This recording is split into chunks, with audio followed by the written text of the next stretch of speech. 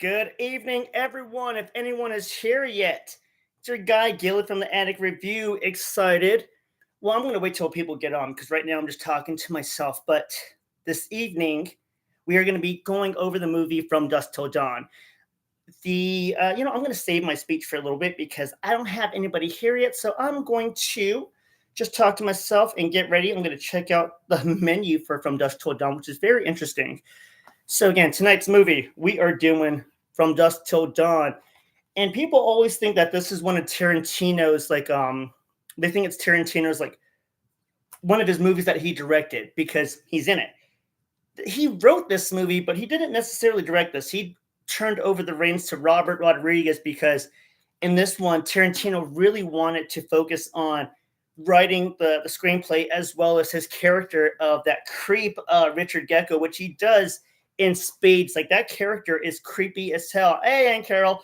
So this movie is wonderful. It's always been a great deal. It's been always been a big deal to me. Where were you when you've seen this movie? When you first saw this movie, do you recollect it?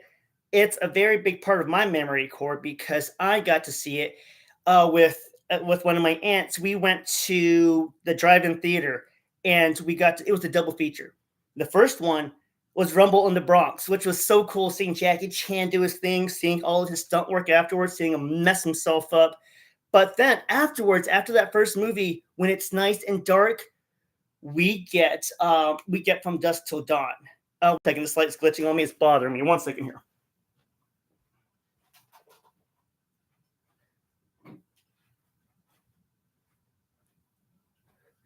Sorry about that. Woo, that light was creeping me out. I was going to have a freaking stroke or something. Jesus. So anyway, so I got to see this movie at the drive-in. Fantastic film to see for the first time. And when you're first watching this, that's what's so captivating about this movie is that if you go into this blind, you know nothing about it, you're just watching this, and this is like a crime thriller in a sense. You see these brothers, they're a bit psychotic, especially Richard Gecko, played by Quentin Tarantino, like we just said. And we just see this as it's a crime thing that these brothers are trying to get to Mexico after their heist and prison breakout. All of a sudden, we get to Mexico and we're like, oh, the bad guys escaped. This motherfucker's happy. All of a sudden now, there's vampires there. The trailer was cool. I mean, again, I was a young kid when I first saw the trailer, but it looked so enticing just from that trailer. And I wish I didn't see it. But again, if you're just watching this, no one tells you anything about the movie. You're just watching some good acting, and this is a good crime drama almost because of the acting from Tarantino and my man Clooney, who is so obnoxiously handsome. It's dumb. And he was on the height of his popularity from that show ER back in the day. So it's kind of ironic. And I think why he got the part in this, being such a vicious, bloodthirsty dude, is that he was such a caring person in the ER room as a doctor. So quite the contrast for this role.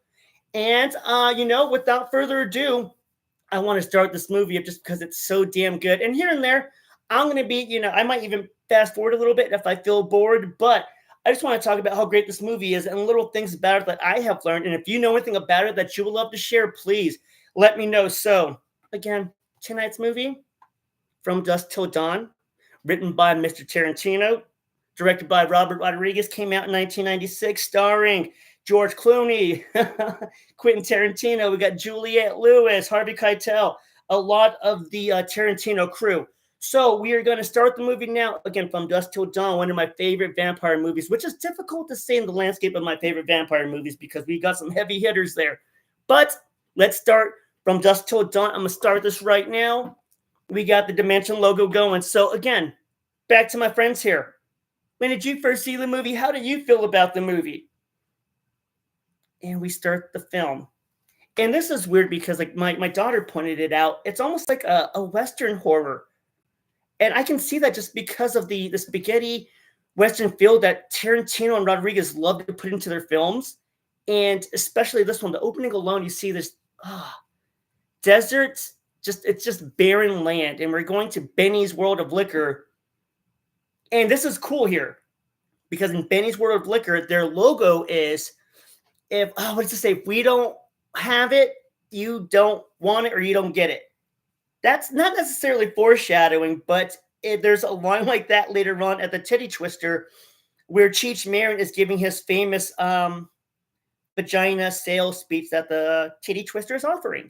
Good deals. It's almost like a reverse happy hour. But World of Liquor, this is the cool part. At the beginning of the movie, I swear to God, I didn't notice this. When the sheriff walks in, they're back there. I really did not notice the Gecko brothers just lounging around, just nonchalant.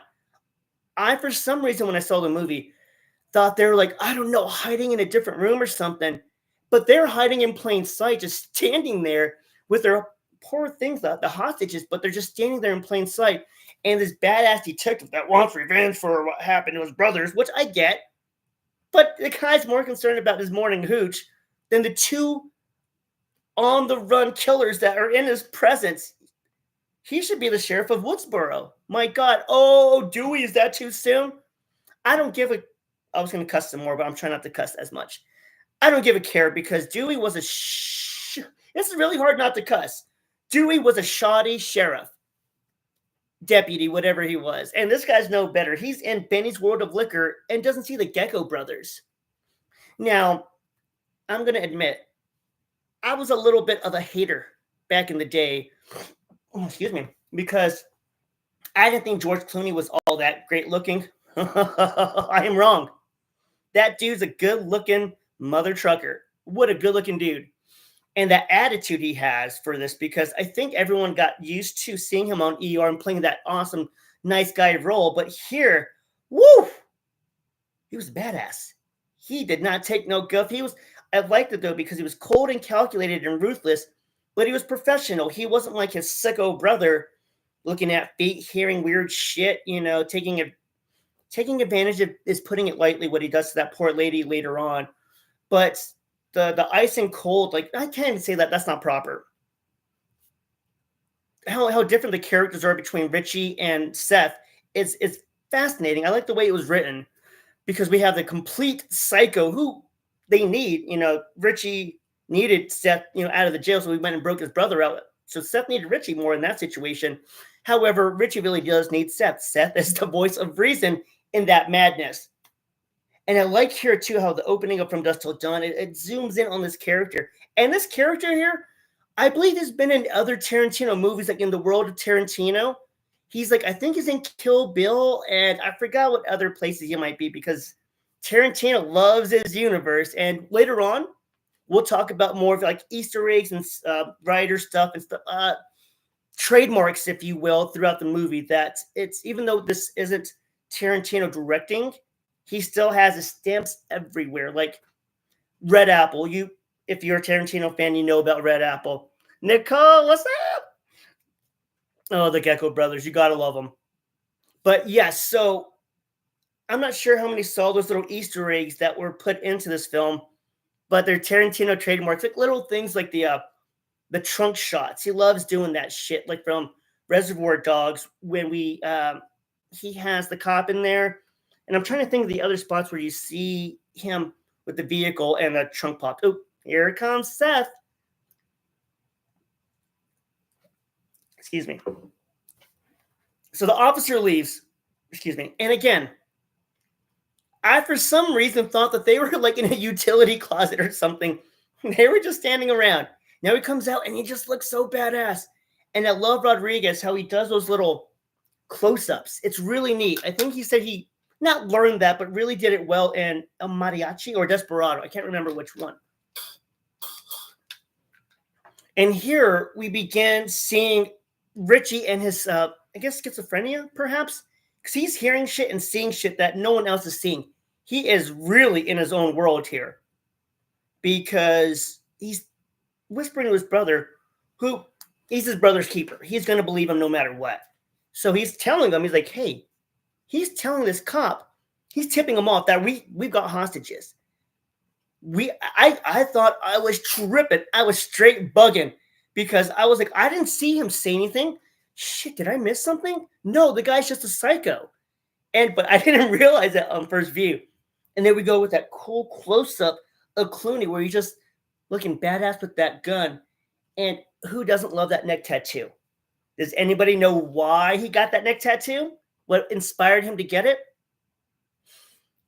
Yes, it makes him look cool and dope as hell. Absolutely. But there's a reason why he got that tattoo. I'm waiting for anybody to hit me with their theories on why he got that tattoo. We'll go back to it. Now, here comes that poor sheriff not paying attention to jack shit again. And oh man, he's about to get blasted. And I love that about his Tarantino's writing it too, the ability to create tension. Really great. And then it all builds up to that part of that poor bumbling sheriff getting it right to the dome. Capped his ass. Damn. And Seth is like, what is your problem? Why did you do that? He's like, he signaled him. And they're all like in the confusion of all of it. The poor clerk gets shot. And then he fires back, which is a big no-no. But this is a great scene. Just the intensity that Clooney brings. Damn, that should be studied. If I were to get into acting class, I would want to be like, hey, how do you evoke that raw emotion like that? I mean, how do you get that? He really went deep for that. I guess, like shit, yeah, he just witnessed his brother getting shot and getting hurt. And dude, he just goes off. I love it. And the panic too of trying to get the safe open by the clerk, and that just the tension between the brothers as well. It's coming to a boiling point. Like something's cooking. What the hell hits it? And bam, shoots him in his hand. If you're watching this along with me, where did I put my remote at? We're at the 7-minute mark, 25 seconds. 7 minute, 25 seconds. Ooh, and Richie's got that hole in his hand. I love, like, this is such an intense moment. I'm not going to say Mexican standoff because they are straight up just going at each other's throats here. And quite clever of Seth. Going to smoke out the cashier, if you will. He lights up that dookie paper, tosses at the clerk, and pop, pop, pop. And they just light up the clerk and then light him up some more. Poor dude, man. And he was trying to act right. He was trying to abide by the rules given to him by those psychopaths. Richie's a psycho. What an opening. What a great opening. So again, the tattoo theory. Seth Gecko, played by George Clooney, he got that tattoo because he saw that movie Once We're Warriors. Anybody seen that one? It is a ruthless one. That's a brutal movie. I had heard about it, and then I checked it out. Again, Once We're Warriors came out in 94, and woo! The first 10 minutes, I was like, what is everyone getting all antsy and their pantsy about with this movie? And then it happens. I'm like, oh, snaps. That's why this is a sensitive movie. Anyways, George Clooney saw that movie and was like, yo, I like this ultra violence and I like those dudes' tattoos. Let's get it. Nicole, yes.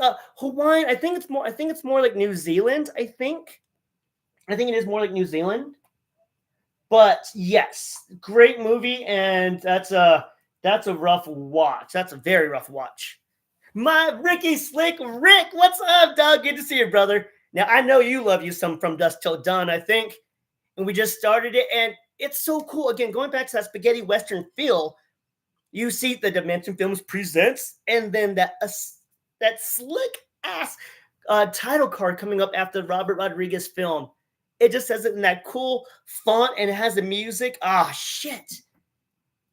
This is cool. I'm getting myself hyped up like I was back at that theater. That's what they need to do at drive-ins again. I think there's still probably some select ones throughout the country. But there we go. Could you imagine seeing that From Dusk Till Dawn credit come up on a nice night? Either, smoking on your smoke or drinking on your drink and seeing this? That'd be so cool again. What a great memory that I know I have, thank goodness. And I'm a petition for this to be put on the drive-in theater because this would be a watch. Yeah, Rick, it's just brilliant, man. And not just a vampire horror film, but just like a crime drama, essentially. Now we got the brothers going, and going back to Tarantino's trademarks that he's not in directing, but recommended to Rodriguez. We have the unfortunate cashier in the trunk of the car, which wasn't supposed to go afoul because Seth is a professional. He was a smash and grab. Let's get the shit, get to El Rey. We need a hostage just for hostage sake. Richard, though, is Richard. He's a real Richard, man. Mm. Sorry, soft drink break. That always creeped me out too. That poor thing, because we see the car driving, and then it's like X-ray vision, and we see the poor thing all tied up, just looking like, "Help! Like we can't help you. I wish I could help you, because you're with those predators." Excuse me. Well, calling Seth isn't really. That's not fair. And now they need some lodging. I always like this part too when he's ringing that bell, and that old man's like, what do you want? And he's like, I want a room, you cranky old bastard. Bro is just like me. He's just ringing the bell, not getting any service. And, all of a sudden, he has to grab the bell, start slamming it. And the guy's like, what the hell's wrong with you? He's like, yeah, what's wrong with you? I've been trying to get your attention to sleep in your roach ass motel. Ricky, let's see. Seth was an awesome character. Richard was the perfect antagonist. Yeah, man. Until the twist. Yeah, man.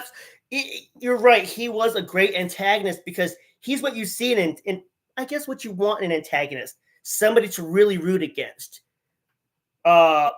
Grapist, check. Psychotic. I mean, nothing wrong with mental health. I'm not going to go there because, I know I have some mental health issues, but this guy is going off the meds, if you will, on this. Following those voices, like especially when he hears Juliette Lewis's character, Kate, when she's in like that bikini, and he hears that. When I heard her make that offer, I was like, that doesn't sound right. And there we go. The Tarantino shot in a Robert Rodriguez movie, but when he opens up the trunk and he pops the trunk, that poor lady's just she's in there, but we have that Tarantino loves doing that. Gosh, what were the other examples? It's Reservoir Dogs, and damn it, he does it in a couple other movies where you open it up and you have that POV from the trunk. Tarantino loves it. Now they're at that hotel that I swear to God I can smell. I know I've been to. I'm trying not to cuss so much, but it's so difficult. But these crappy motels like that, where you can just smell the stink of the used up carpet, and God knows what's plastered to the walls from. Hopefully, it's not like a paid by the hour motel. Those girls got to eat or go to medical school. I don't know. I don't judge as much. But again, anybody, when did you first see this movie? How did you feel about the brothers? I think we all can agree that we don't like Richard because he's a real Richard. But Seth is pretty badass. He's got it together. I mean, I'm not sure if he gets too many cervezas and starts getting handsy with his girl, and then she's like, "Oh, this isn't you, Seth." One of those kind of things. I don't know because women love the bad boy, and maybe he plays into that archetype. I don't know, but surface he looks like a cool dude. Well, Pulp Fiction, okay, and Jackie Brown, yeah, Rick, that too, okay. Pulp Fiction, Nicole, I think they did that at the beginning when they were talking about like the foot massage and going up to get the money, and I think they did the pop the trunk there. Ricky, Jackie Brown, I don't remember that movie enough. I've only seen it twice, even though, man, I love Pam Grier. She is so sexy to this day. I'll say that I love me some Pammy. Oh, I love her. But Jackie Brown, I'm trying to think. That opening was slick, though, man. Rick, that opening of Jackie Brown, like with the music and when she's running through the airport, that song is so moving. It's a deep song. Like I think that's about like trying to get out of the trap game from like the 70s and 80s. But I mean, I don't know. I could be high too. That weed. Okay. So even here, we see like the two with the hostage. We see the Gecko brothers, and you can see it in the characters. Like Seth is more sincere. Like as far as thieves and robbers go, he's got, I guess, kind eyes. While we see Richard over there looking all sulky and just gross. Oh, Rick. Okay, there it is, Rick. There it is. See, and I forgot that Chris Tucker was in that. And De Niro, he was a wild boy in that movie. So, from Dusk Till Dawn, right now, I haven't fast forwarded this at all yet. I'm still going through it continuously. I'm at approaching the 16-minute mark. And this is what's sad too, because Seth, made a promise. You're gonna be safe. Now, I guess if you were just a scumbag criminal, you wouldn't care about your word. He cares though. And then his crummy brother is like, hey, why don't you come over here? That's why women choose the bear, Richard. That's why. She's minding her own business, and then you have to be like, hey, I don't care what my brother just said about keeping you safe. Ugh. But when you say like you hate somebody, you don't like that, kudos to the acting, because that's your job, to make me not like you or something. So did a good job with this character. Oh, and so icky how he's like calling her over and like patting the bed. Like, Jesus, what does that make me think of? Where have I seen that kind of predatorial behavior? It was just ugh. You know what? Not even like that. I was watching Entourage, and when like the guy was trying to get Lloyd to like sit with him and stuff like that, like it's just ugh. And he just did that, so I'm like, ugh, gross. And now we meet the Fuller family. We meet the Fuller family now.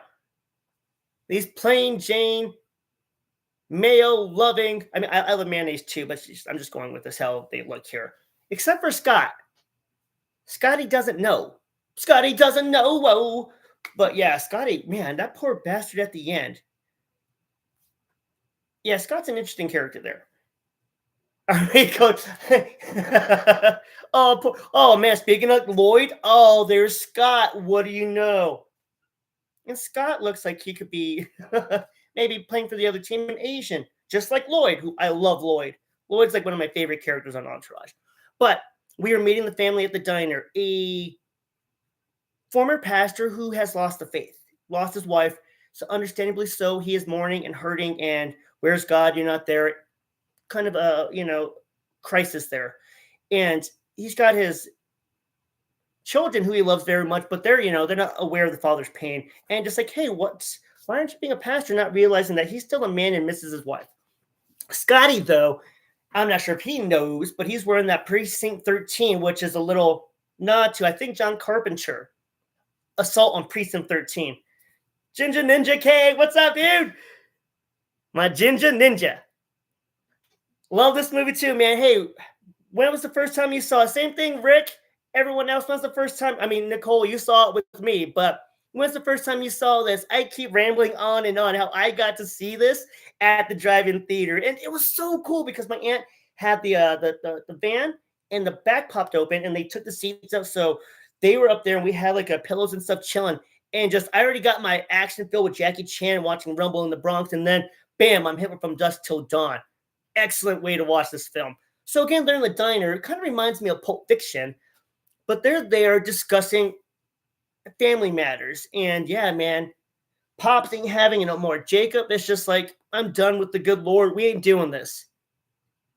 And, like, this is like almost like biblical. This is almost like the patience of Job.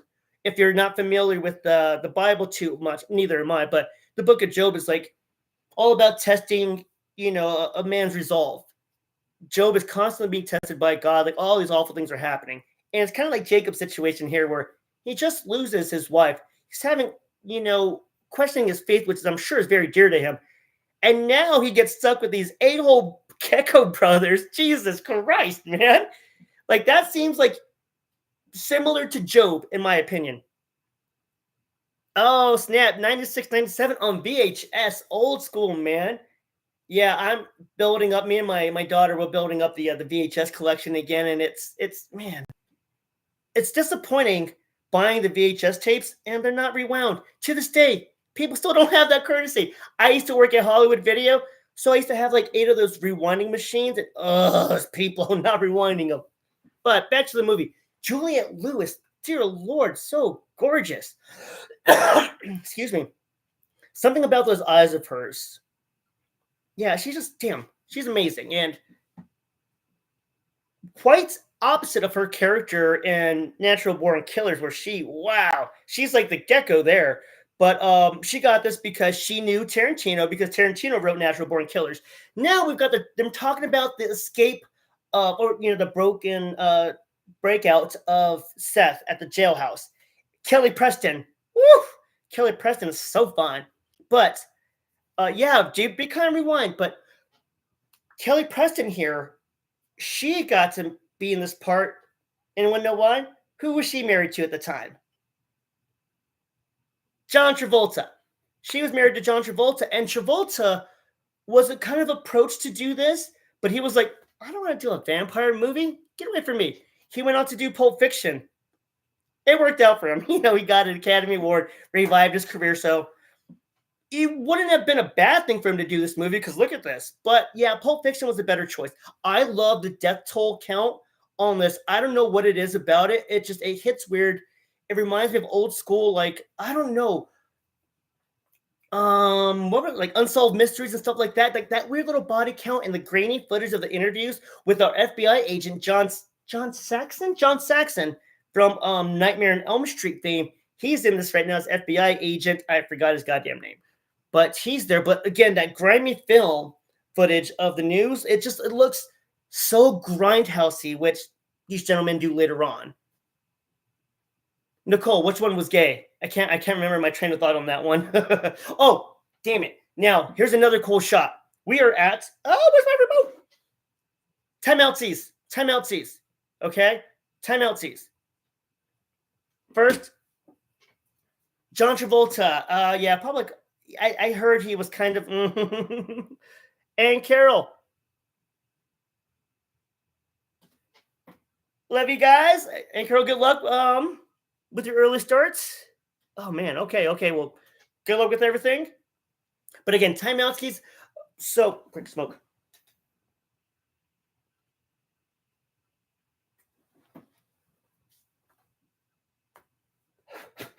Oh God. Anyways, so 22-minute, 10-second mark. We have Seth showing back up at the hotel because he left to go do a recon of the area to see where all the cops are posting out, and they're hungry. And he's a good guy, he's gonna feed his hostage. In his hand is another Tarantino stamp trademark. I tried to say stamp and trademark and said tramp. I don't know where the hell I was going with that. So, anyways, one of his director trademarks, even though he's not directing, he has Big Kahuna Burger. He has that. That's one of his things. Big Kahuna Burger. What is the other one? The cigarettes. Is it Red Apple? I think it's Red Apple cigarettes that he does as well. But yeah, so pressing play, game on. Big Kahuna Kahuna Burger. He brings the meal there, and I remember the first time I noticed it, because I can't say the first time I watched this movie, I noticed it. That's not true. And now, though, he shows up and finds out, I don't know, man, this seems so awful.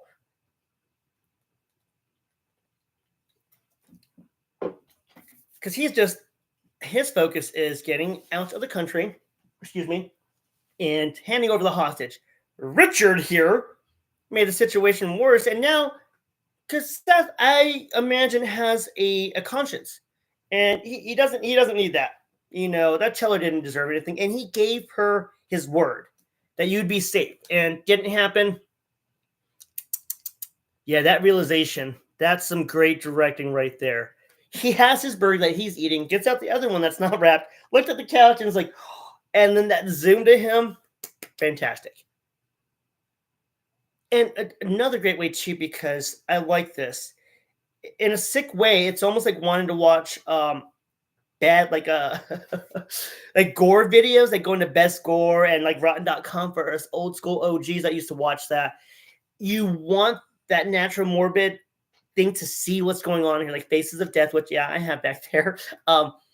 You want to see, but they do a great job, almost Psycho style, of the splicing and editing, where they're just going quick little cuts in there of the crime scene, which I love because less is more in this, and I think it was more impactful, especially when you see the blood on the telephone. Those images are great. Wow, man, good editing. I wonder if Robert Rodriguez edited that part, and then we actually do see the. Oh, I'm sorry, you heard that gulp. I don't like stuff like that. I watched that movie Revenge on Shudder. I don't know why. And it's like one of those I spit on your grave sorts of movie. It's hard to watch. And that scene, it's ugh. But I guess important to show how despicable this character is, so we are really happy when he gets effed up later. Seth is letting him have it, but still, he's Big Brother's like, okay, we got to get out of here. I'm going to fast forward this a little bit. I'm tired of this. Excuse me. Sorry. Okay. Now, again, the patience of Job. Jacob just so happens to want some sleep, and the one hotel he goes to happens to have the Gecko brothers. Dumbass Scott over here. Well, I don't know why I don't like Scott. I don't really know why I went there. Maybe because he's not paying attention and he's on a stupid guitar. I play bass, and I'm just jealous because I can't play guitar. I hate you, Scott. Anyways, so Scott's there chilling, not hearing the door, and then, oh, poor Jacob is about to get he didn't order any room service, but he's about to get a knuckle sandwich delivered from the Gecko brothers. I didn't know Uber Eats was around back then delivering out knuckle sandwiches, but Jacob gets one, and now we have a different hostage situation. Hopefully Seth doesn't mess this one up. Again, though, we are at, I keep losing this goddamn remote. We are at the 27-minute mark. Tarantino, Seth Gecko, talking to Cartel about that. Harvey Keitel, I'm sorry. Trying to think here, what else do we have here? I'm trying to look at some of my notes here. I think I already mentioned that Tarantino, a couple of things about that. Tarantino, like I said, stepped away. He was set to direct this film, but then was like, nope, I want to worry about the script, and I want to worry about my character.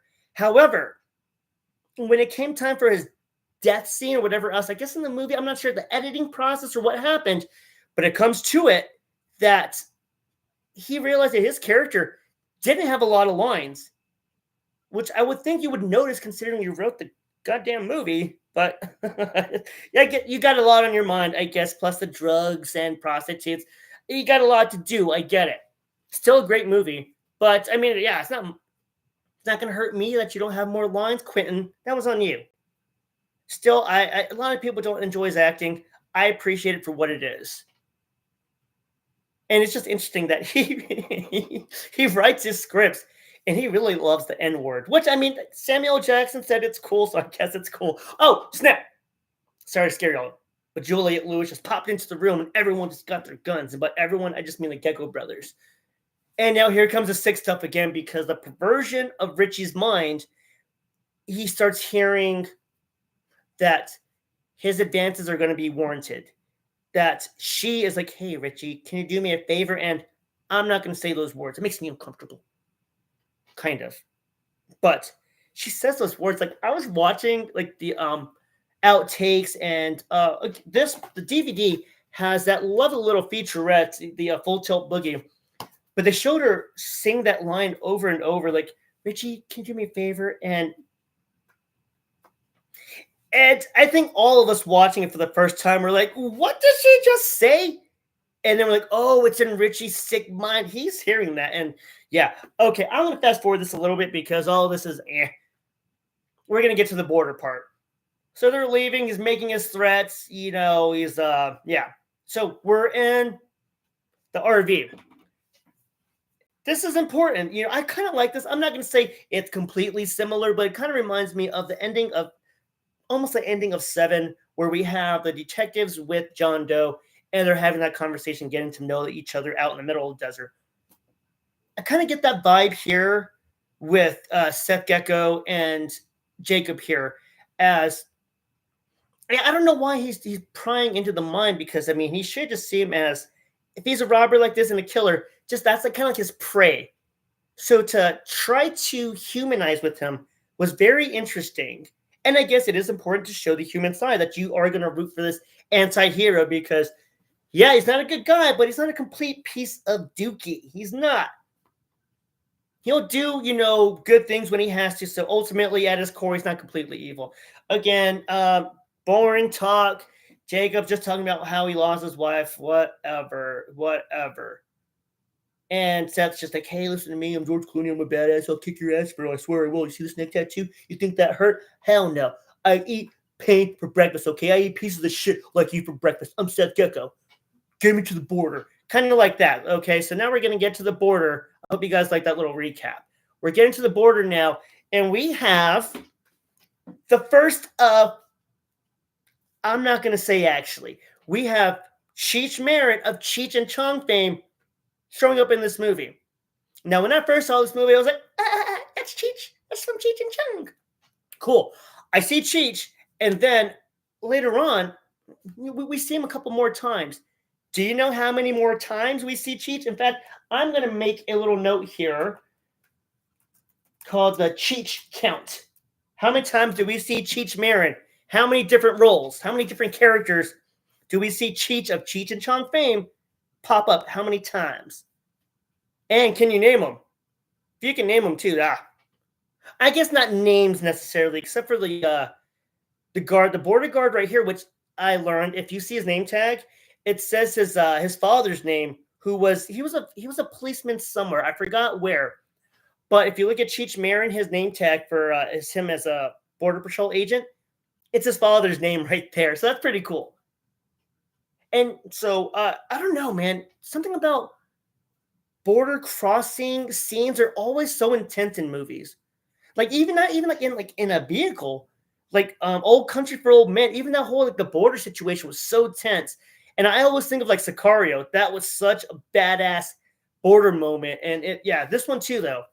And then what is it?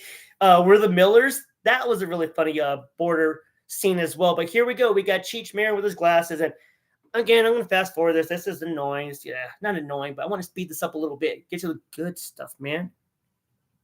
This is funny though because as they're being inspected, Scott.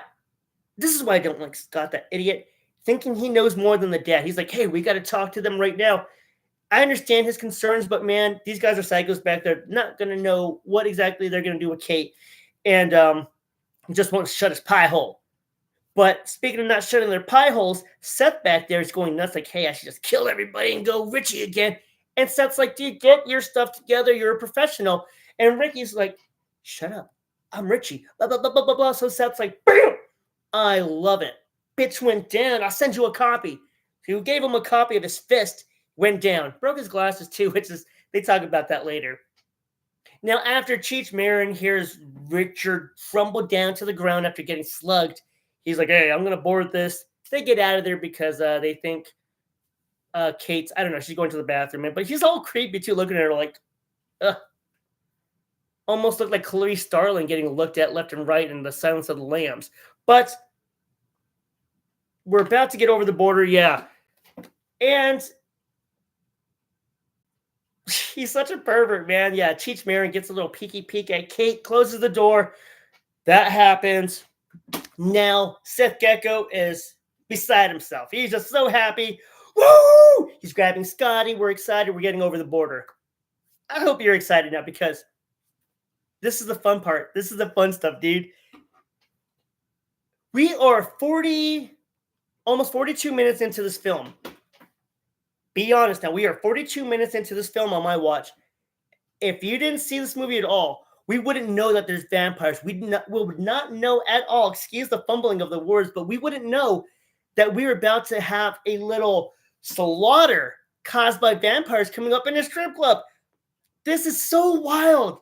I wish I could find someone who has not seen this film just to let them experience it for the first time, because it is a crazy just twist right here.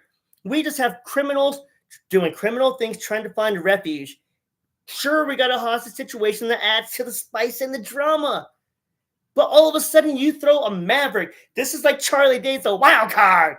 And we have vampires, bitches, at the titty twister. Like, sorry.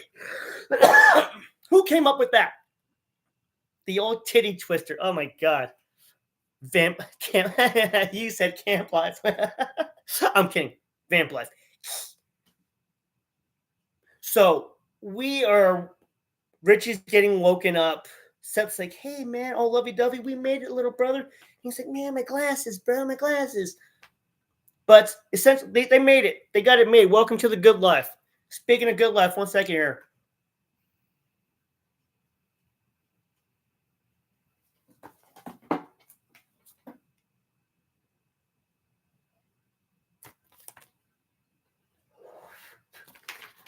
Okay, so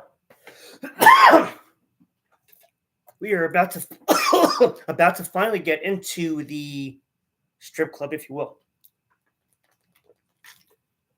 Which strip club here is a very light term. I've never been to that side of Mexico that everybody always talks about, where they see the donkey shows and everything else. I've been to Mexico maybe once, but I guess the strip clubs are a little different than what we have here. I didn't know they had vampires there. Now I definitely want to go. But talking about his glasses, I just want to get to the good part here. So this set they built at California somewhere, and that bitch burned down. And and it cost them a lot of money to remake. They had like a non-union crew. I don't know what the hell that means, but they had like a non-union crew. So there's a big thing about rebuilding the Titty Twister set because again, that ship burned down prematurely. Yeah. And here we go. What an opening shot. You've got this is like some Mad Max stuff almost. You've got a big old bonfire. You've got blaring lights. You've got that sign with the lady. And it says open till dusk till dawn. You got these flames going up. You got like an MC hyping the door. It's just you got some wild boys doing wild things, man. And it's a great. I wish I could show everybody this scene right now, because here comes Cheech Marin again. This is the second time Cheech Marin is here again. This is the second time Cheech Marin has showed up now. Now he is, I don't know, would you call him like he is a pimp, but would you call him like the MC? He's trying to, herd people in, cattle driver here, but he's over here spouting off the special, I don't know what verbiage to use for this, because he's saying some awful stuff and just different variations, I guess, of female anatomy. From I guess taste, texture, appearance, all these different things. He's quite passionate about it and offering prices, and then I can't keep a straight face with it because Rick, you know what I'm saying? Like he's just spouting it up. He's like, oh, a new one, apple pie. It's like, what are you saying? Who wrote this? And he's like, oh, hairy, stinky, Nagla hide. Like, what are you saying, dude? You're so funny. I wonder if like he wasn't even, he was out of character. He was just doing this. That wasn't written. The filmmakers were just going, cameras were rolling, and Cheech Marin was just spouting off. Go home, Cheech, you're drunk again. But I love the speech. Now, all right, drinkers, let's get drinking. Or what does it say? Ramblers, let's get rambling.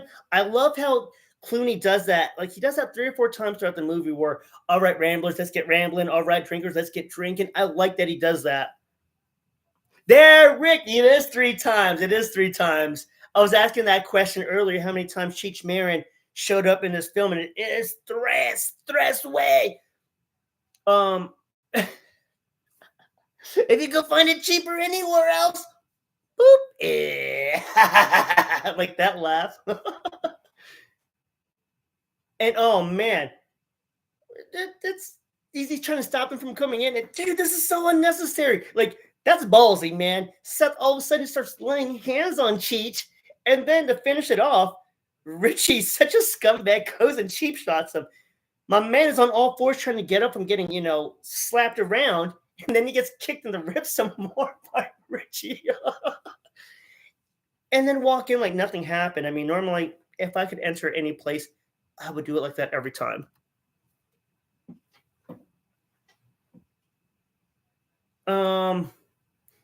Shoot, I don't know why. I just had like a real big panic attack. I saw my mute button off for my volume stuff. You guys can hear me, right? Jesus, I hope you can. That would be embarrassing. I gotta rewind it, man. I'm missing on the strip club part because I thought I messed up this whole goddamn thing. Ugh! Scuba Gilbert, damn you. Thanks, Rick. No, for real though. I saw a little light right here. I was like, that's not supposed to be on. Okay. Now the entrance. Thanks a lot, Rick. Okay. I think every dude would want to be like Clooney, walk in and be like, this is my kind of place. If you're into doing dirtbag things, I'm not. If I could, I would go to church right now. I think we all know that's a lot. So check out this band though, man. This band is crazy.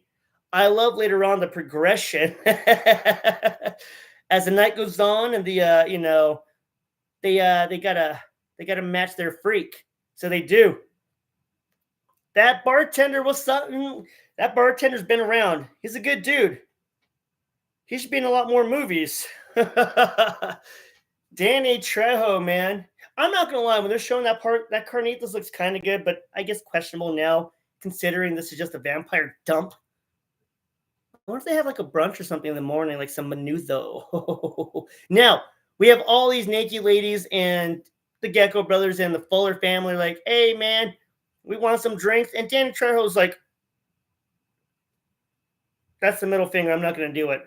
But he's like, hey, you can't party with us cabrones. You ain't no pinchy bikers. That's a really bad impression. No disrespect to Trejo. But he's basically saying, like, get your white asses out of here, gringos. And Seth ain't having it, man. He's standing on business, as the kids say. He's over here trying to get a drink, and then that big motherfucker puts his hand on him. He's like, I'm going to give you the count of 3. And they almost go down. They almost not go down. They almost start fighting right there, and I respect that. But Jacob is the Mr., pacifier here. And it's like, hey, to operate that RV, technically I'm a biker. He gets in on a technicality. Whatever. Oh man, Nicole, very good call. You're right. You're right. The consistency, they are all wild. In fact, I haven't seen it. I don't know if I have the stomach to, but there's like a scene that Tarantino said he couldn't watch and they didn't want in the film because it was too much. Where like like the female vampire, her tum tum opened up like had like a mouth, and at some point grabbed some dude and like shoved his head in there, and that happened. And they were like, "Nah, it's too much." Again, I think it might be in this. Should I watch that tonight? Who knows? Oh, and all we see right now is we see chichis and booty and tequila everywhere. What a place. I cannot imagine the stink in there. Oh my God, vampire butt, vampire stripper butt. Oh my God. It's going to be awful. And I wonder if they have like that same concoction that all strippers have, that weird perfume smell. Was she pregnant? Oh my God, Rick. That's crazy. I can't even say that because I'm sure there's plenty of strip clubs like that when they have their C squad with the C-sections, apparent. And then before the C-sections even happen, they've got one in the oven still working their magic. Little Aiden's got to get some, some new fresh Air Force Ones. Oh, and here comes Sex Machine and Greg Nicotero. Oh. Slap. Dude, but for real, I don't give a shit if you have that gun pointing at me from your car. I will punch that gun into your dick. You steal my gun like that and smile. Oh, my gun. You steal my beer and smile at me like that? Hell no, I'm going to punch in your face. Put a cork in that freaking barrel and see what happens. Then all of a sudden, Sabini's going to have a mangina. But I mean, it's kind of funny, I guess. I mean, I've done scumbag things when I'm drinking, whatever. Now we're setting it up. It's funny how everyone's all cool now. Like Richie's like, hey man, I'll get you a lap dance, little brother. You know what I'm saying, young man? I'll get you a lap dance if that's what you want. All of a sudden, Kate's developing a drinking habit. And it feels like Jacob wants to challenge Seth to a fight because he calls him a fucking idiot. Excuse my language. Gosh, I'm gonna get that doesn't matter. I'm not getting monetized anytime soon. But yeah, he calls him out, he calls him an effing idiot. And they're just drinking away their problems. And they have a little connection moment. Now, I'm going to skip ahead because whatever. Oh, it is funny seeing her reaction to drinking. We are going to come across the reason why most people watch this film or re-watch this part is because I'm not going to say the name correctly, but yeah, dude, the Nicotera cameo is awesome. He's in a lot of different movies, like random cameos, Rick. Like he's an intruder. One of my favorites. Where's it at? I just rearranged my stuff. I can't find anything now. But yeah, Nicotera's awesome. I mean, I think he was like a walker in The Walking Dead as well, and he does great work. But yeah, that cameo is so awesome. For the longest time, I didn't catch that one. All I saw was Savini. And then, yeah, why he's up. coming back to why people watch this is because get the lights, everybody. It's boner time. Because coming to the stage is Santanica Band. I can't say that name correctly. Santanica, but Selma Hayek's coming to the stage, and man, I think everyone lost it. Does anyone know how she got this role and how she almost didn't get the role? So she almost didn't get this part.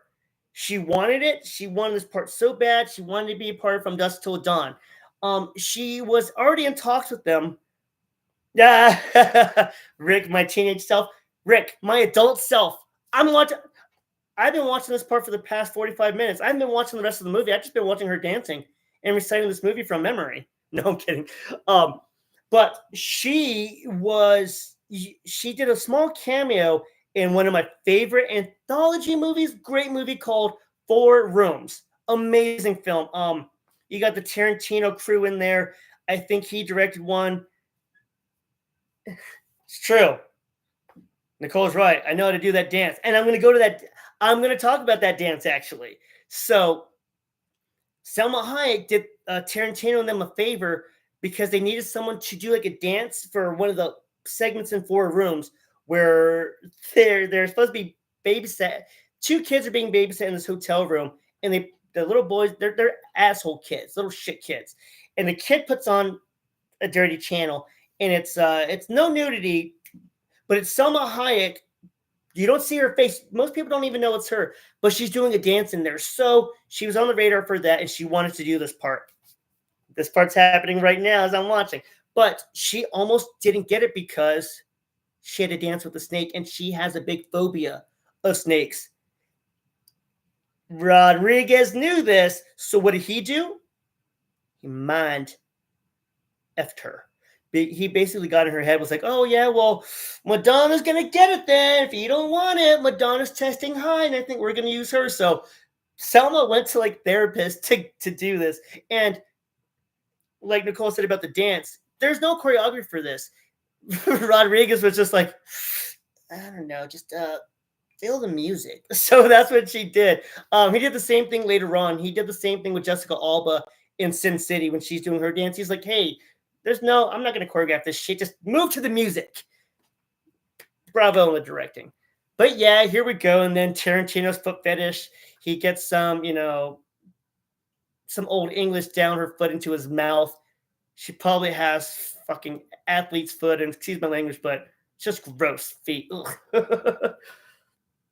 Oh, Ricky, you've never seen Four Rooms? Bro, that's a fantastic film, like especially the last part. But yeah, the babysitters, or yeah, that's a really good one. It's a great film. All the stories are fantastic. Tim Roth is amazing. It's just a wonderful film. And yeah, Selma Hayek, she's in it. Antonio Banderas, he's got a part in it. Madonna's in it. Like, it's got some. Oh, wait a minute, was Madonna in it? Snaps, I think she was. But it's got some. The Tarantino crew, we'll say that. I'm going to fast forward it because, yeah, she's distracting me. I want to get to the vampires. Enough of you, Selma. In fact, you know what? I'm going to let Quentin have his time with her foot in his mouth. Gross. But again, it's smoke time. So 1 second. A word from my fake sponsors.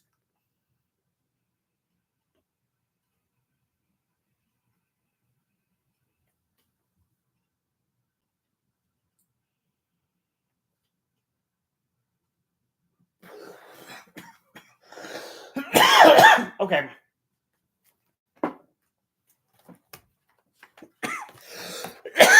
We are back. And there she is. You know what's crazy? It's like she looks incredible here. Edward Norton used to date her. She really loved Edward Norton, that son of a bitch. And I don't know. I didn't read about that. I don't know if that was really Selma doing that with her foot, or if that was like a foot extra.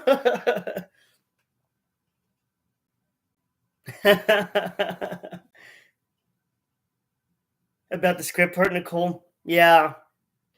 You know, either way you can see, because A, he wrote the script. And but he probably left it out, and then he's like, "Hey guys, I got this wacky idea. I mean, if you don't want to, it's fine, but it would be so funny if like Selma put her foot in my mouth. Like, if you guys don't want to, though, we should." And I think that's how it went down. It is Tarantino. Okay, so she just got done doing that dance. Jesus Christ. Yeah, dude, I know I have it somewhere. Damn it. But movie is fantastic to watch.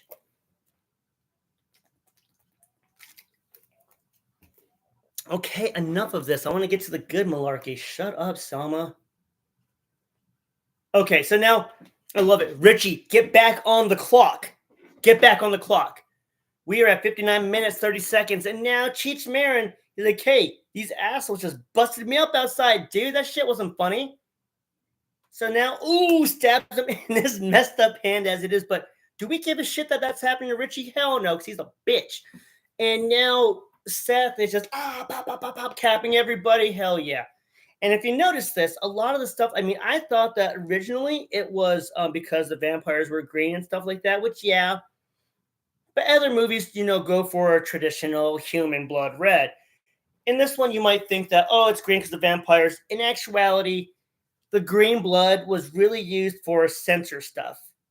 They've got buckets of blood going on in here.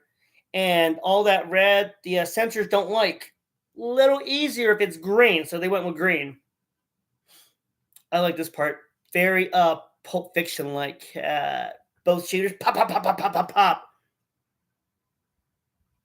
And then Selma Hayek gets a mixture of the munchies and zoomies and munches on Ass Face's neck. Excuse me. So your Richie gets it real good right here. I'll tell you what. Oh, god damn it, Selma. And there we go. Now, let me see if I have anything here. This is so awesome because we're about to get to some the fight shit and everything. And it's apparently throughout all this violence and everything, all the killing, pop, pop, pop, pop, pop. I guess the body count's like 122. That's like how that's James A. Janice. That's his shit right there to do his body count. Man, I'm a sucker for detail. I cannot imagine being that meticulous to go through and see all that. Man, that's wild. Because then you're gonna have some a-hole like, that's not how many. I counted this money. Like, oh, that's got to be a rough job. Salute to you, Jamesy boy. And look at these acting chops by Mr. Clooney, showing how sad he is that his brother just got dealt with. I mean, got dealt with. And now, oh shit! The guys they thought he killed, popping up for some action. Now, here we go, baby. Here we go. Now, first mistake is you grab Sex Machine. You don't grab him like that because pop, pop, pop. We already saw that with the Nicotero threat.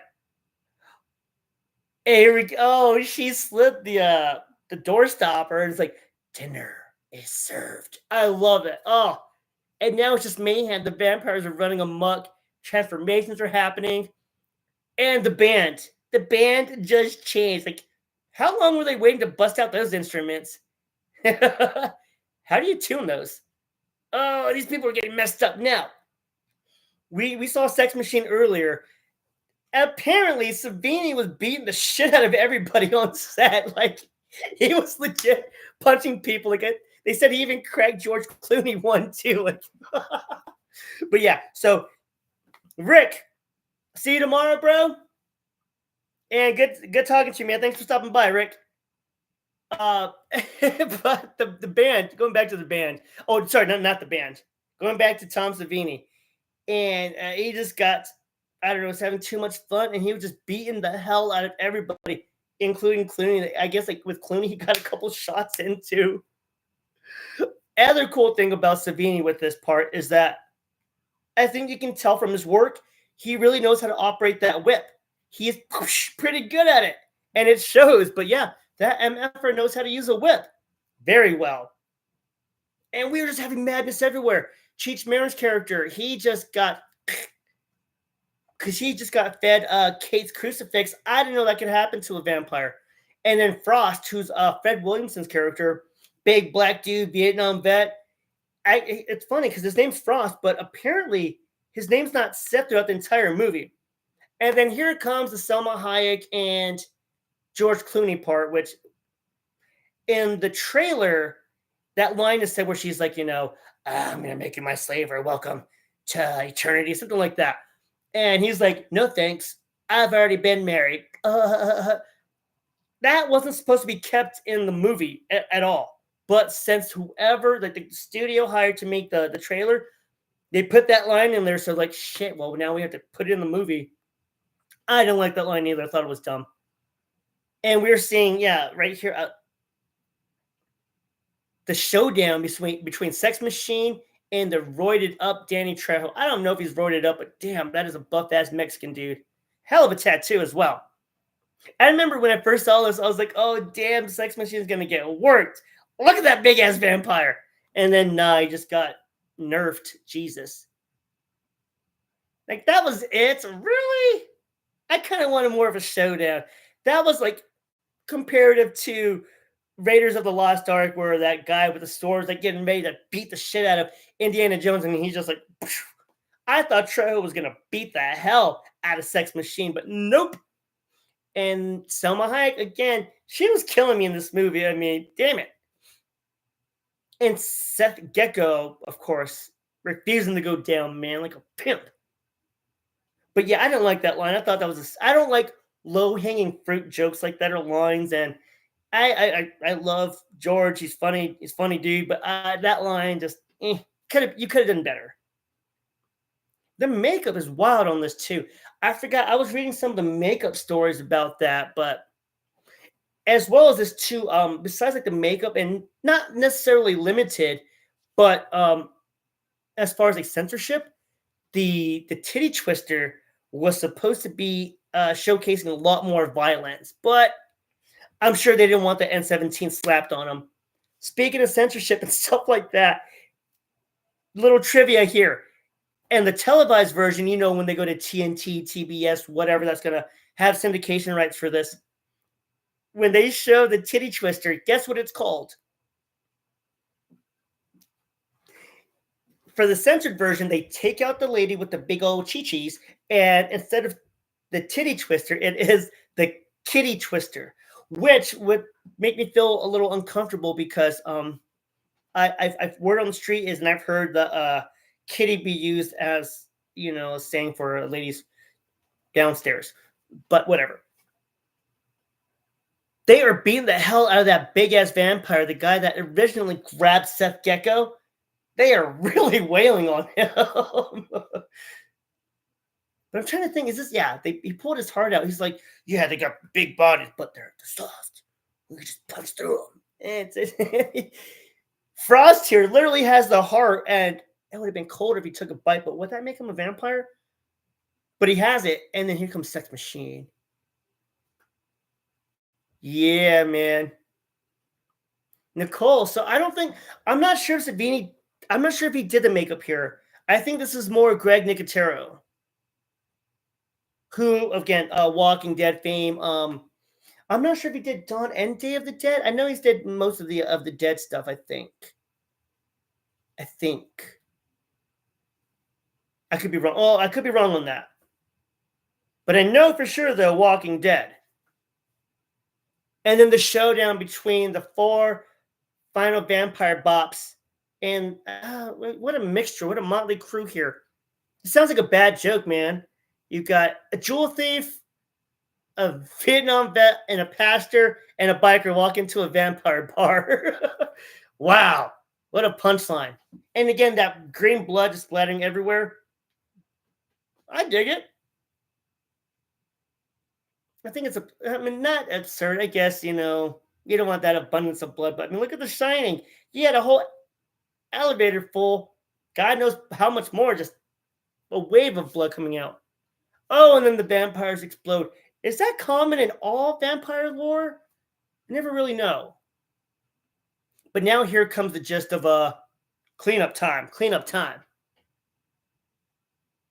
Yeah, we're at about an hour 8, and now the bar is all lit on fire because the vampires are all exploding. And this is another one too. I thought that the band was going to be more of a fight with the crew. No, they just blew themselves up. That is pretty funny, though.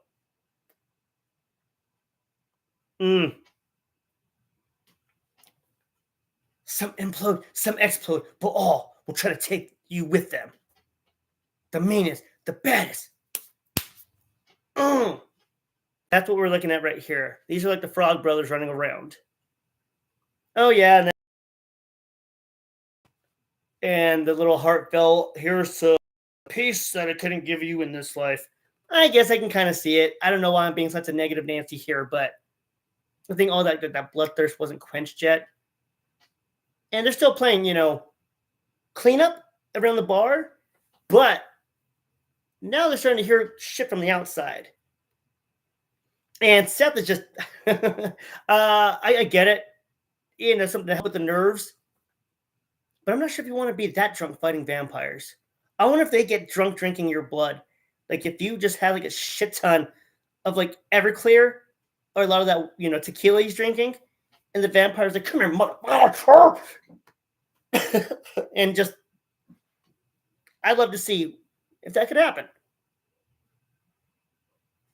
Okay, come on, boys. Let's get to what's out there. Oh, yeah, that's such a cool exterior shot of the titty twister when you see all the bats just flying around. And that big-ass moon. What a shot. Oh, my God. I'm going to rewind it. Sorry, everyone.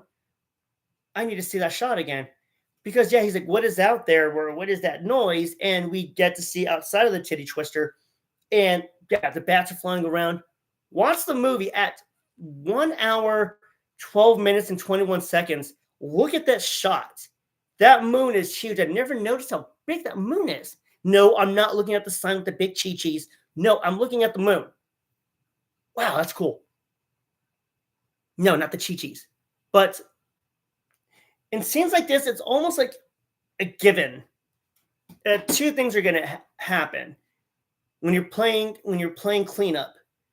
It always happens like vampire movies, I swear, zombie movies too, where like you're playing cleanup to kill whatever, and A, someone's not paying attention and someone's sneaking up on them, or B, all of a sudden somebody makes eye-to-eye contact and then somebody gets bit or something bad happens. Every time.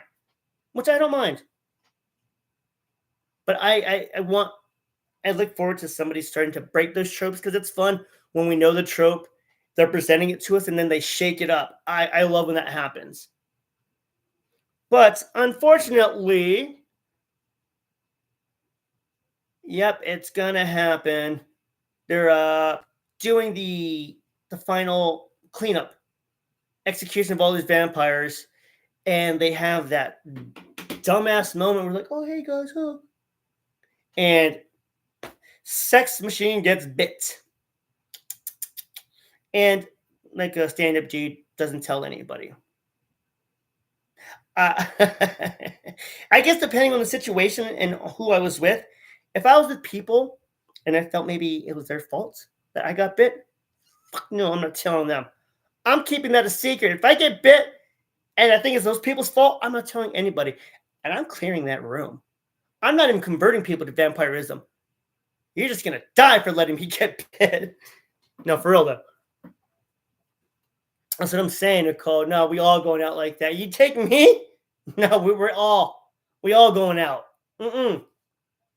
Let me go out like a chump. I got something for that ass. Let me go out like that. And now it's the rallying of the troops while I load up my gun. Looking all cool as shit. Look at my tattoo, bro. And yeah, I like this. Getting rallied. Ooh, we're going to have to do this. This man's a badass man of God. He can bless this water. And I wonder if that works too. Like, all of a sudden, like, and he just renounced his faith, and all of a sudden, he's like, I guess I got some more Jesus juice in me. I can do this. I can blast this water. And I love it because every movie, I'm not going to say it's inconsistent, but it's inconsistent when it comes to the rules of what kills vampires and what doesn't. Here, I like how they're going over like the big part, like, oh, well, doesn't silver kill? No, that's that's werewolves. Yeah, I know that, but I swear there's something about silver. And she's like, does anybody have silver? Okay, then shut up. Like, that's what I appreciate good, realistic writing. Like that was awesome. And Scott's over there smiling like an idiot. Oh, I can't wait for you to get fucking snacked on. You're gonna be like a buffet, boy. Yeah, I don't know what's my beef with Scott. I really don't know.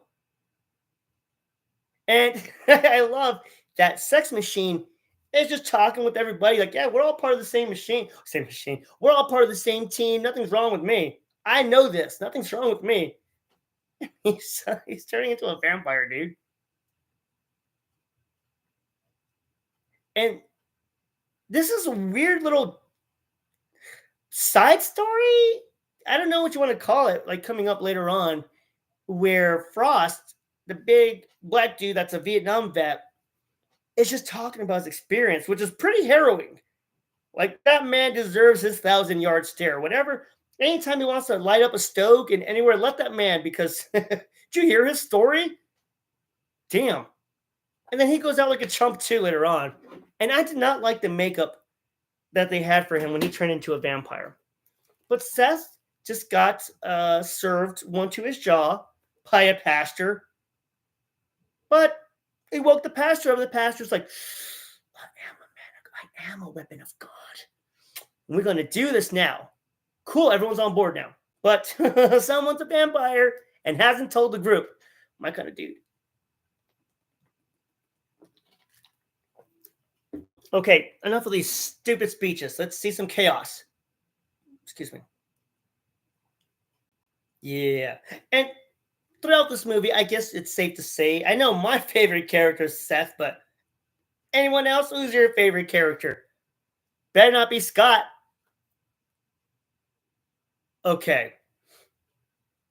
So this is the fun part. This is really entertaining as Frost is telling that really scary story about his time in Vietnam. All the while, Sex Machine is starting to feel the effects and hallucinations of transforming into a vampire. He's freaking out, hearing shit left and right. And then, like, his stuff starts to come out. And, like, his hands are all... He tries to hide it. His teeth... oh my god. That's wonderful. And the whole time, we just see old Fred Williams back there. Left, right. Oh, son. And that's going on. And Sex Machine's like, oh, nothing's wrong over here. Just keep listening to a story. Come on now. And so, okay, enough of this bullshit. I don't know how no one saw Sex Machine not creep around him and like seeing his hands come up on his shoulders.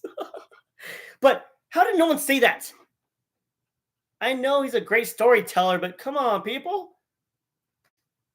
I don't know if it's more funny or creepy when that happens with the hands. And it sucks too, because now you got a good fighter like Sex Machine that's transformed into a vampire. And he bit into the preacher man. So now the preacher man is excuse me. Now he's infected. Great. And he gets yeeted into the bar. Oh man. Fucking Kate gets bitch smacked. Scott. Sorry. Seth gets punched to his face and his reaction. And Sex Machine, his makeup looks cool. Apparently, it took like 3 hours to do that. And Frost calls out Sex Machine because he was getting ready to handle Scott. Ooh, Scott's nothing. But Sex Machine calls him out. Oh, no, I'm sorry. Frost calls him out. So he turns around. And as Sex Machine is getting ready to approach Frost, he bitch smacks Scott.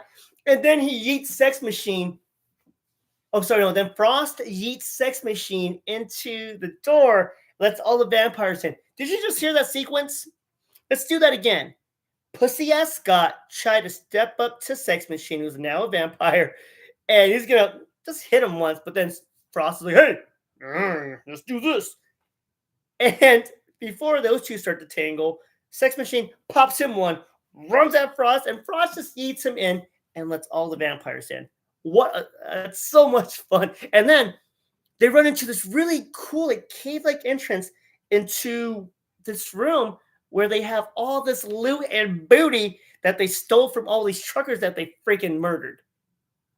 What a trove they have there too. Nicole, which part scares you? That little thing that they have in there? Yeah, man. That little cave is crazy. I just watched As Above, So Below, so my claustrophobia is on high alert. And that's not, really too bad. But again, it's not looking like the catacombs, but that enclosure like that. Ugh. And now the pastor, and this is weird too, because Sex Machine took some time to transform. And the pastor here got bit. And that's a really cool shot of him seeing all the vampires there. But he has like a new crucifix that he made from a baseball bat and a shotgun, but he hasn't turned yet. And he's facing all these vampires who want to suck on him because they're vampires. But he blasts one, but he hasn't turned yet. Frost, he turned like that. Like the inconsistencies of the vampires are hilarious. But again, I know better. This is horror movie logic. I have to understand horror movie math. That's my fault. I got to stop trying to make sense of it. I guess got to enjoy the ride, baby. It's my fault. Again, cool ass shot of the vampires. Great makeup, but they're all like bottleneck. They're like it's like 300 where you get stuck at that wedge, which is great fighting. That's what you want to do in a situation like that. You can't fight you all at once in that wedge. But look at the little dungeon-like closet. And this part's cool, but it's like they find like there's a lot of shit there to choose from. Interesting selections. I like the water balloon or even the condoms of filling them up with holy water. I think the best thing to do would probably get the super soakers like they had. That's a good idea. Or bless that water, put it all over you. I don't know why more movies don't do that. I remember Demon Knight, Jada, I hate her, but Jada Pinkett, the character got all the blood and put it on her. I was like, that's kind of smart. Why not get like the holy water, put it all over you? That's what I would do. But I'm not there. Otherwise, it's be too easy of a fight, man. Give me a challenge. I'm glad I'm not there. And they're finding the weapons. Okay. Put your little crosses on the bullets of your thing. Seth Gecko gets the dumbest. You see how hard I fought not to cuss right there? Because that's how stupid this weapon is.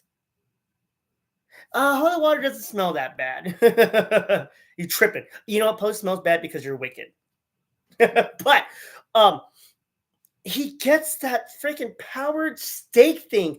Why does he get that? Of all the things you can get, that is the dumbest, most cumbersome, holding you back weapon you could possibly get. And it takes all that effort to make the stupid thing. I'm more annoyed at this than with John Wick 4 when he's trying to run from all the assassins and he takes that time to put together that stupid goddamn gun for one bullet. Ugh. But see, Scott's got the right idea. I don't know how, that freaking virgin, but he's grabbing all those condoms and filling them up with the water, and they're blessed. Good stuff. And even Kate, and I'm always amazed by this, how everybody knows how to use crossbows all of a sudden. Everybody. It's, you cock it back. I know how to use this now. It's fascinating. Again, this is fantasy. We're talking about vampires. It's just another trope that's one I don't like. That and headshots left and right. Everyone's just an amazing shot. Now that's making Seth's weapon like more and more better. Talking about Kate knowing how to use that badass thing. All of a sudden, she's Daryl Dixon and she knows how to do this shit. What, did you get some notes from Nicotero? What's up? Oh, and then this scene's really aggravating. Because they know that the father's going to turn. He's like, hey, I'm going to fight like hell with you guys.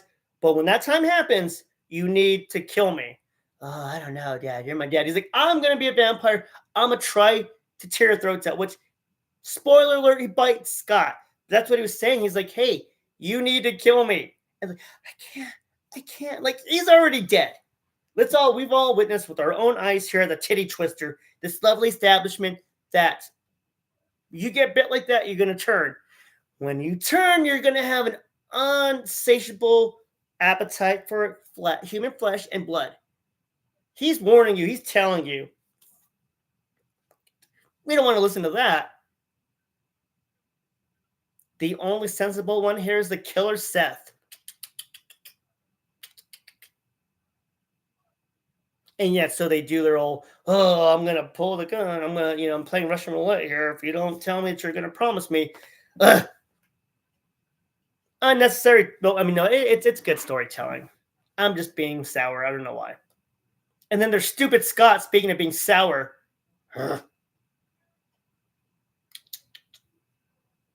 So now, finally, we're going to kill some vampires if we can. And interesting stuff about this, I forgot. Originally, at first, everyone survived. The geckos both survived. Everyone in this family survived. But they're like, let's make it more entertaining, a little bit more, You need to have some stakes at hand. Otherwise, what's the point? Like, hello, Scream 6. God damn, you can't have everybody survive that shit. Chad got stabbed like 90 times. It's ridiculous. So I am glad that they had the deaths that they did here. That's some cool, menacing looking vampires. I do like that. Almost like older style of vampires, which makes sense considering how we see the back of the building later on. This was supposed to be a longer fight, like we talked about, but hey, censorship. What can you do? But this is a great way to end. What are we at here? We're at an hour 30. They have I'd say about 14 more minutes of runtime. It's some great sequences. A little silly here and there, but you gotta lose it. You gotta lose yourself in the story. Great fight. They're fighting like hell. I like it. Except, I almost said Tarantino. Except Seth Gecko's dumbass weapon. Why would you ever have that? I'm gonna make a whole video on how that's the most illogical, brain dead thing to ever goddamn use. And I'm sure I'm going to have some weapons expert to debunk me. Well, actually, Gilbert, if you think about it, shut up. It's a stupid weapon. Dork. And there's Scott. The one that I don't like the most is over there kicking the most ass because he has the water gun. But could you imagine, like, all of a sudden he lost his Jesus cheese because he's a vampire now, so he can't bless it? And Scott's like, suck on the subliminal. Fuck! God, that would be funny. Okay. And now, Sex Machine doesn't know how to fight anymore. That he turned into a vampire. And he gets turned into this weird, like, dog creature. It's really weird. Because he gets decapitated. And then, like, he spouts a new one? And turns into, like, I don't know. It's weird. But this is a fun ending to this movie. Good violence. And this has one of the scenes that will always stick out to me. Like, I guess traumatizing, if I want to use that bitch ass word for this, because trauma is real. There's no shit that causes you trauma. I don't want to say a movie scene gave me trauma, but it certainly messed with my psyche and still there after all these years. Is as much as I don't like Scott's character, Kate, you suck ass for letting your brother just getting munched on. You guys both saw your dad get killed, and Scott, you got bit, but he's still fighting the good fight. Kate, you see 4 or 5 vampires holding your brother up and just munching on him, and he's like screaming for help. And you're like, I can't put that man out of his misery. That's got to be the most aggravating scene. Oh my god, because Scott's just getting his ass torn apart, and they were just chomping on him left and right, like he's just a communal meal. And Kate's over here like, I don't know if I can do this. You're my brother. He's like, oh, I can't believe it's and I jumped ahead there, but we see Frost. I forgot, this is very creative in the way that before Jacob turns full vamp, he's got the shoddy in Frost, and he's just moving them around and taking out all these vampires. That's creative. I like that. I wonder if that was like an on-set thing that they thought of, or if that was in the script. Great. But Frost, again, big bad dude, cool story, Vietnam vet, and you're going to get taken out. You just fall into a gloop because Jacob was going to hit you with a shotgun. I don't know. It just felt like, hey, we got to speed this up, wrap it up, B. And it's now the inevitable happened. Jacob finally turned. He turned, and then Scotty gets bit, and it's just like, damn, dude. And the dad warned him the whole time. He's like, hey, when this happens, you need to cap my ass immediately. This is what happens if you don't listen to your parents. Scott, you moron. That's why you got munched on, bro. You thought they was feeling you? It's a munch, bro. I can't believe I just did that. I hate Ice Spice. Oh, and then damn, busted him. Oh, that's cool. And again, condom full of holy water. Pop. Now, see, Scott, you got way too penisy. You're over here spelling out. That's why they got your ass. Keep fighting. You're too busy looking at your handiwork. And you got. Scott, got. Oh, dude. Again, this is really, it messes with me, dude. The way he's jerking violently, too. That's. I didn't think the kid was that good of an actor, but the way he's flailing as he's getting torn into, oh, the way they're holding him up every time, and he is begging for death. And she's just, I can't, sounding like the pervert from Family Guy. That guy, she's over here just pleading with herself. I can't. That was a good 5 seconds of getting ripped into, man. Ugh. Man, and now there's 2. And I like how they say that, like when they're fighting. Okay, yeah, save some bullets for us, because hell no, man, I don't want to go out like Scott. But we are about to wrap up this movie soon, because yeah, we've got a 2v like 30, and it looks like the humans are gonna get a late night snack, but all those bullet holes around the titty twister. Hey, sun's got to come out sometime. But could you imagine? Maybe it's monsoon season. Maybe there was a storm and no sunlight. But we don't live in a world of what ifs. And the sun came out to play. So they're shooting more holes in there. And yeah, this sun is messing them up. And for the 3rd time, we see Cheech Marin come in as the gangster. That was their connection in Mexico to get to the El Rey that they were trying to get to. Which, well, Richie doesn't get to go there, but at least Seth gets to go over there. San's brother, but I mean, he was a psychopath and wasn't the best to women or anybody. And I like this too, how they have like that little disco ball. After the guys let him in, he just explodes everybody. Yeah. And this movie has great lines in left and right. It's Tarantino. But when he's like, Cheech Marin's like, oh, well, what was that? A bunch of psychos in there? He's like, a bunch of psychos. Do psychos just erupt? Do they just explode upon sunlight hitting them? Like, it's just, that's how I imagine most people that don't think that world could be fantastical. When you see something with your own eyes that doesn't make sense, but still try to rationalize it. It's so funny, man. Horrifying, what up? Oh, yeah, seeing Cheech like all 3 times in this, and here he is right here. He just gets blasted 1, 2. There's a lot of face punches in this movie. I feel like I know that other dude, that other Mexican dude. I think he was in like Sons of Anarchy. I think he's in, what's it called? 3 from Hell. I think. Oh my god, I think that is him. Huh. But yes, great ending to the movie. Bobby, Demon Knives, my favorite face punch. Oh, I was gonna. Which one? Why wait? Oh, you're right. That's a great one. That's a good one. And there he goes again too. I like how he giving this passionate speech about drug dealing, and you're late. Not drug dealing. I'm sorry. You're late, and this and this. And I lost my brother, and then he just like he lowers the percentage of what he gets by like, I don't know, 10%. What a great ending, man. I kind of wanted to see El Rey, see what it's like, that little crook hangout spot. And this is, I mean, I guess if there's a novelization, maybe I should read it.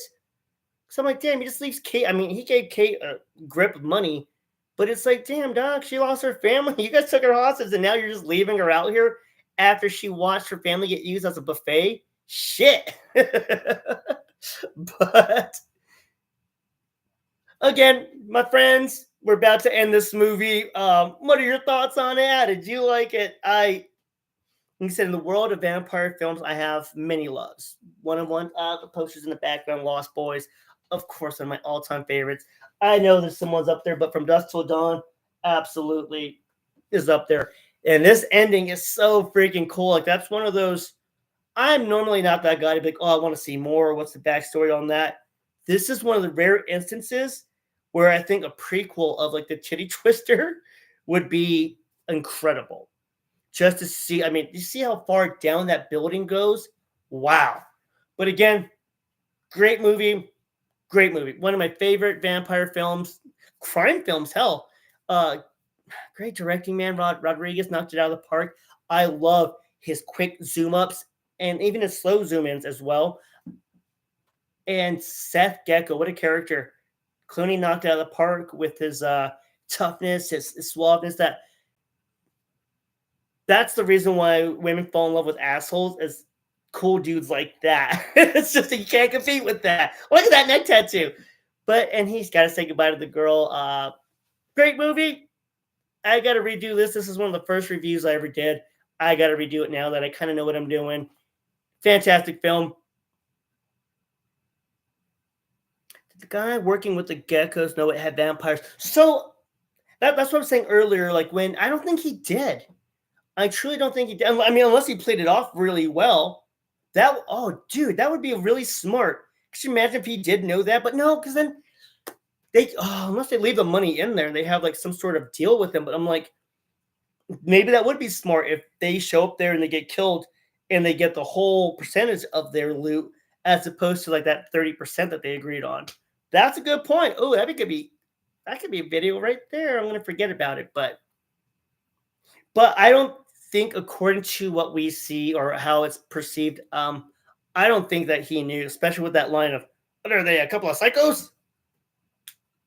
Yeah, and it could be like, hey, what are you guys still doing here? Good thing we came to help. You know, could you imagine like some vampire still around, like, hey, where the hell were you? They're alive still. Oh, what a nice car, too. So, my friends, thank you for joining me. Yeah, I can't wait to redo this review. Fantastic movie. Again, thank you for watching this with me. Hopefully, you learned some new stuff. Thank you for imparting new wisdom on me and how I see the movie here and there. But I'm about to end this bad boy. So, Smile Tiger, thank all of you so much. Tell your friends about the channel, and we'll do this again soon. Have a good night, everyone.